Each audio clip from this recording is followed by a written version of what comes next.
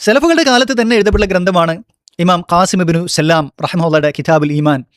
അതുപോലെ തന്നെ ഇമാം ഇബ്നു അബി ഷൈബയുടെ കിതാബുൽ ഈമാൻ, അബൂബക്കർ ഇബ്നു ഹമീദിന്റെ കിതാബുൽ ഈമാൻ, അതുപോലെ ഇമാം അഹ്മദ് ബിൻ ഹംബൽ റഹ്മത്തുള്ളാഹിയുടെ അസ്സുന്ന, അതുപോലെ അർറദ് അല അൽ ജഹ്മിയ, ഇമാം ബുഖാരിയുടെ ഖൽഖു അഫ്ആലുൽ ഇബാദ് എന്ന് പറയുന്ന ഗ്രന്ഥം, ഇമാം ഷാഫിഈ റഹ്മത്തുള്ളാഹിയുടെ ശിഷ്യനായിട്ടുള്ള ഇമാം മുസനിയുടെ ശർഹ് സുന്ന, ഇങ്ങനെ 100 കണക്കിന് ഗ്രന്ഥങ്ങളുണ്ട്.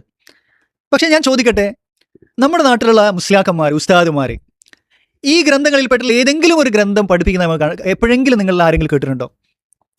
ഇനി പോട്ടെ, സാധാരണക്കാർക്ക് പഠിപ്പിക്കുന്നത് പോട്ടെ, പള്ളി ദർസുകളിൽ ഈ ഗ്രന്ഥങ്ങളിൽ ഏതെങ്കിലും ഒരു ഗ്രന്ഥം പഠിപ്പിക്കാൻ നമുക്ക് കേട്ടിട്ടുണ്ടോ?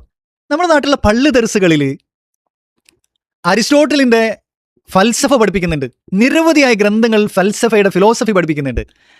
അതുപോലെ തന്നെ ഗ്രീക്കന്മാരുടെ മന്തക്കുകൾ പഠിപ്പിക്കാറുണ്ട്. ഇങ്ങനെയുള്ള എല്ലാ നൂലാമാലകളും പഠിപ്പിക്കാറുണ്ട്. പക്ഷേ ഞാൻ ചോദിക്കട്ടെ, ഇങ്ങനെയുള്ള സലഫുകളുടെ സച്ചരിതരായ മുൻഗാമികൾ എഴുതിയിട്ടുള്ള അഖീദയുടെ ഏതെങ്കിലും ഒരു ഗ്രന്ഥം പഠിപ്പിക്കാൻ നിങ്ങൾ കണ്ടിട്ടുണ്ടോ?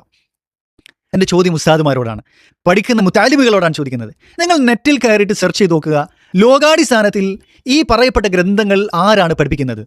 തീർച്ചയായിട്ടും കാണാൻ സാധിക്കും, സലഫികൾ മാത്രമാണ് ഈ ഗ്രന്ഥങ്ങൾ പഠിപ്പിക്കുന്നത്.